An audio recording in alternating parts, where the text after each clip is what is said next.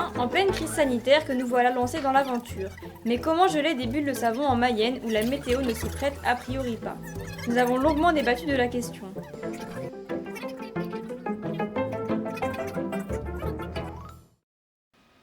Et si on allait là, en Russie? Bon, finalement, on va peut-être rester au chaud à l'atelier. Donc nous avons acheté un petit congélateur de 32 litres dans lequel nous avons fait nos premiers essais. Donc au début, on déposait simplement une bulle à l'intérieur, on fermait, on attendait quelques instants et quand on réouvrait, on n'avait que l'empreinte gelée des bulles, donc il n'y avait aucune observation possible. Moi, je pense qu'il faudrait rentrer dans le congélateur pour pouvoir observer et prendre en photo le gel des bulles.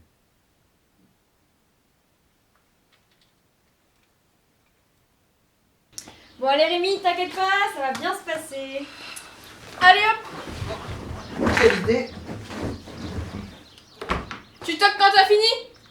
Qu'est-ce qu'on ferait pas pour la science? A few moments later. Ah, Rémi Rémi? On coupe! Suite à un problème technique, nous avons finalement décidé de modifier notre petit congélateur.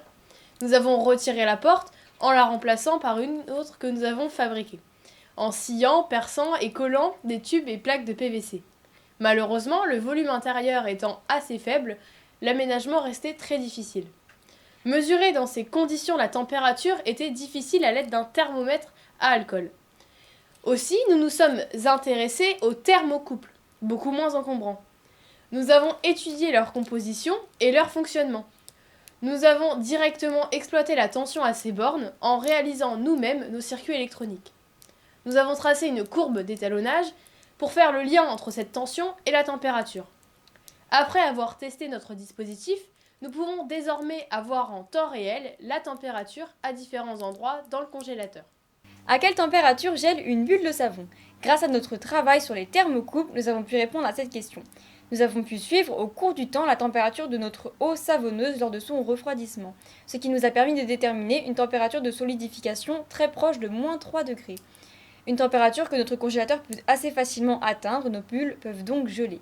Malheureusement, à travers la vitre transparente, l'éclairage des bulles et leur observation restaient difficiles. Nous avons donc travaillé à faciliter nos observations.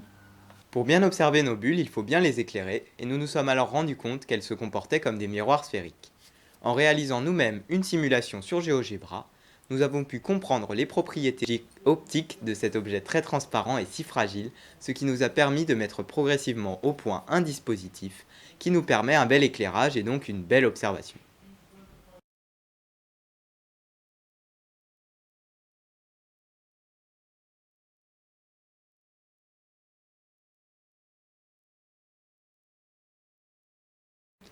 Au vu de nos avancées, nous avons décidé de reconcevoir totalement notre dispositif et après des mois de mise au point, nous arrivons au dispositif que voici.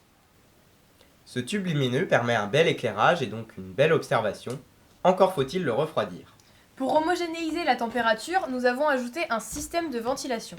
Nous avons ensuite installé des capteurs de température reliés à notre système électronique. Nous observons à travers cette petite fenêtre le gel des bulles.